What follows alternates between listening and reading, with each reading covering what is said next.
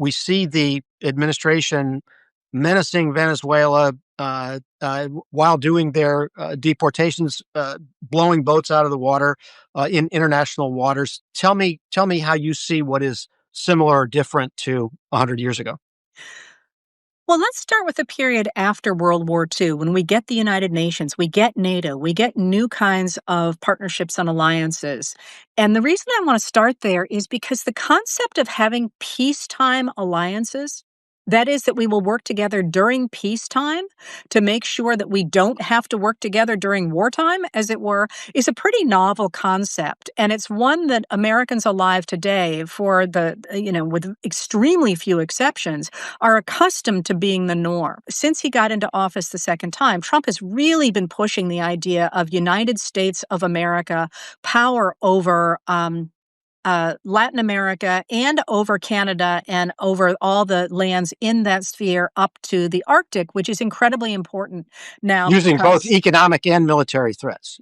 that's correct. And the global warming taking out the ice up there makes that very valuable land for resources as well. And so when I look at what certainly seems to be an attack not only on Venezuela, but we've also hit Colombians and I believe Ecuadorians. And I look at the fact that we are supporting Javier Milei in Argentina, who is a right-wing ally of President Donald Trump. It looks to me like, in fact, the Trump administration is trying to back off of that post-World War II idea of peacetime networks of support, both economic and military and social, to make sure that we don't have world wars, and instead going to sort of a winner take all, let's be the big dog in this particular arena.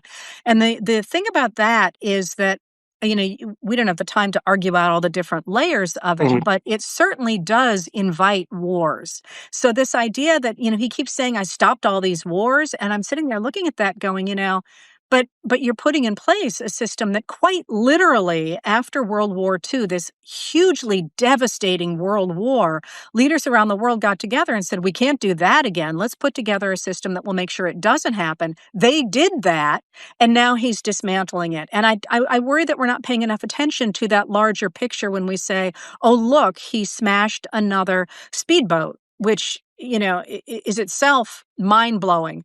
But that larger picture is not just he's being, out of control and trying to exercise his power against people who don't have a prayer of fighting back, which is one of his hallmarks, but a larger story about world affairs.